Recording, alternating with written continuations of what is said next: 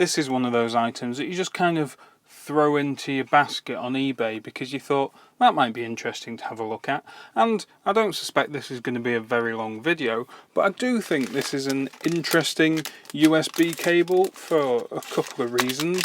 And you know, it comes in a nice green shade. It's a flat cable.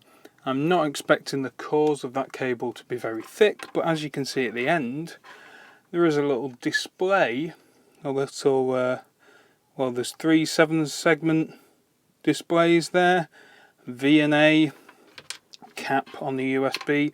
So this shows the voltage and the current going through the cable, and I just thought, do you know what, that might be quite interesting to have a look at. I wonder how accurate it is, and it's not the best made thing. In fact, that USB connector's at a bit of an angle, isn't it? But on the other end, again, a little bit interesting.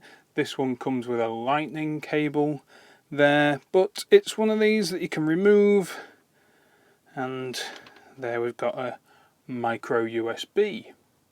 So I've got a USB power bank here, and if I plug it in, well, it works. 5.19 volts there. That one is an awful lot brighter than the 5 and 9. That's not just the camera. That's a bit peculiar. But 5.18 volts, well, that might be about right. Let's test it with another meter. So I've got my quarter pound meter here. Plug that in. And it claims 5.19 volts. Well, that's pretty accurate then, isn't it? 5.18 on this cheapo lead. But it is pulling 22 milliamps there, so, you know, these LEDs are going to take a bit of that current away from your charger. Talking about current, let's see how accurate the current reading is. Now, I know it's not sensible charging a power bank from a power bank, but that's exactly what I'm going to do here.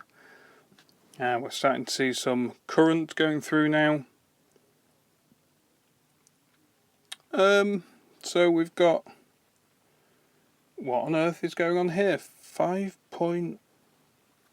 Right, so it seems to have settled down. We've got 0.9 of an amp, 900 milliamps there, which is 50 or 100 milliamps away from the actual figure.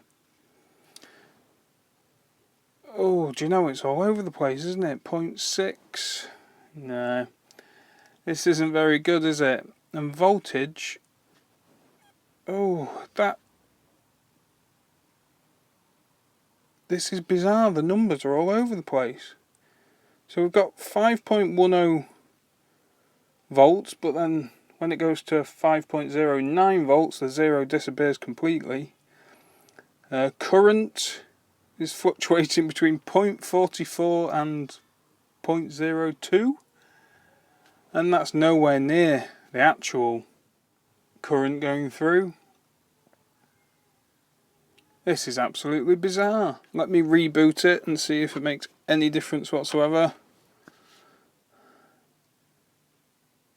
0.44, and then the middle number just disappears completely. And now I've swapped around the power banks, so I'm charging the black one from this gold one, and the numbers are just all over the place. 4.4.1. What on earth is going on here? Oh, well, this is just junk, isn't it? So will this charge my iPad? Well, get that the right way around. Yes, it will.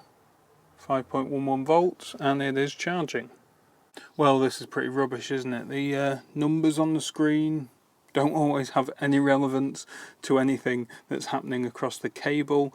It seemed reasonably accurate when it first started working, but as soon as I actually started using it, it packed up.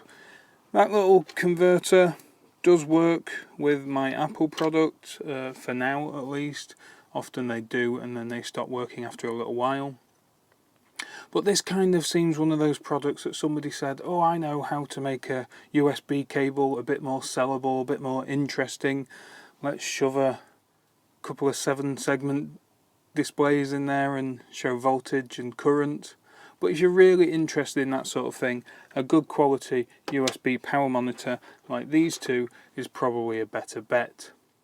Hopefully you've enjoyed this little video. If you did, give me a thumbs up, subscribe down below, and I'll see you next time. Thanks for watching.